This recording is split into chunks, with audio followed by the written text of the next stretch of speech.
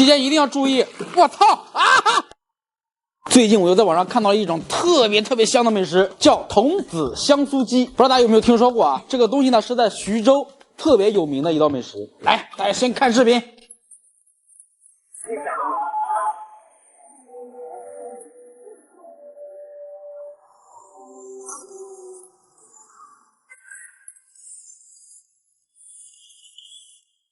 就这么短的一小段视频，那真的是特别的残忍呐！我从网上呢看了一下这个教程，它的前半部分呢跟我们之前做的那个卤鸡大概有9分相似，只不过最后一步呢，他们还需要再炸一下。那话不多说，兄弟们，直接开始来。